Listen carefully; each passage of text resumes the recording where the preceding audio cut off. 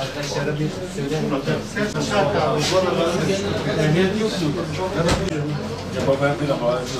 Nerede verirsin?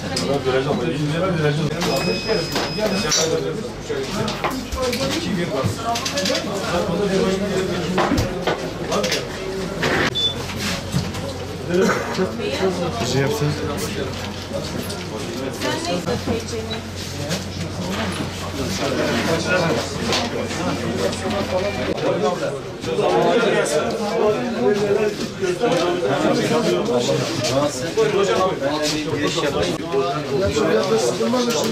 Evet yani.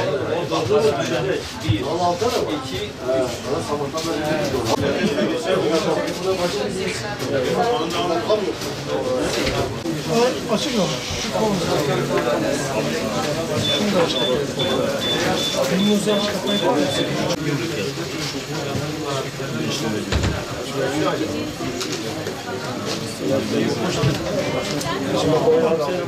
Türk Kızılayı Bitlis Şubesi olarak biz İl Müftülüğümüzle beraber toplumsal duyarlılığı arttırabilmek ve insanlara daha çok örnek olabilmek adına bu kampanyayı başlattık. Van bölgeden gelen arkadaşlarımızla beraber kurduğumuz Ulu Cami Meydanı'ndaki tıra imamlarımız ve müftülüğümüz destek verdi. İnşallah bu anlamda da Türk Kızılayı Bitlis Şubesi olarak Bitlis'te kan bağışı kampanyasını arttırmış, insanların duyarlılığını arttırmış olacağız diye düşünüyoruz. Müftülüğümüzün bu konuda çok ciddi destekleri, çok ciddi faydaları oldu.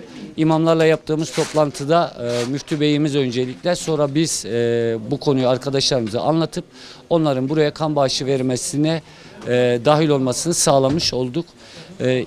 Bu anlamda Türk Kızılayı Van Kan Bölge Müdürlüğümüze, Bitlis İl Müftümüze ve müftülük çalışanlarımıza özellikle teşekkür ediyoruz.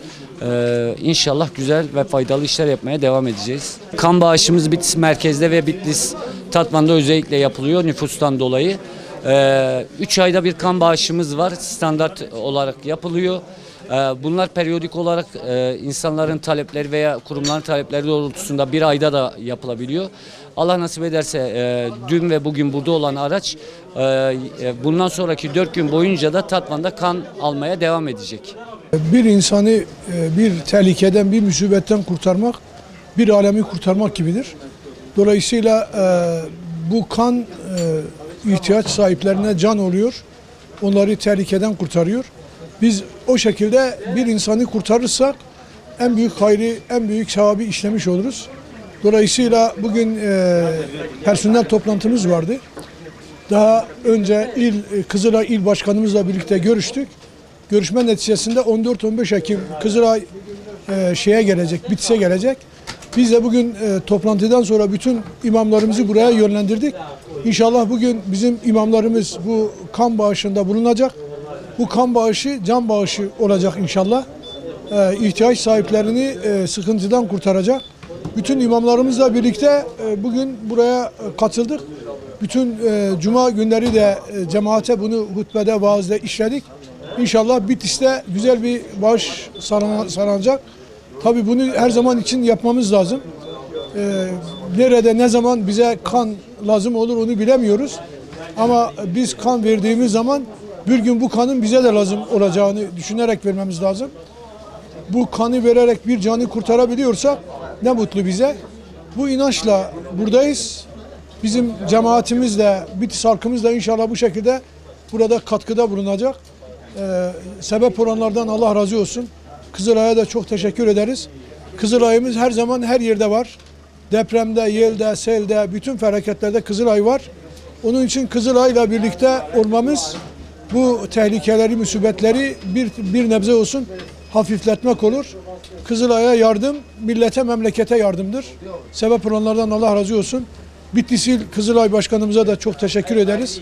Bu organizeyi sağladığı için. Personele de çok teşekkür ederiz. Bu şeye katıldığı için.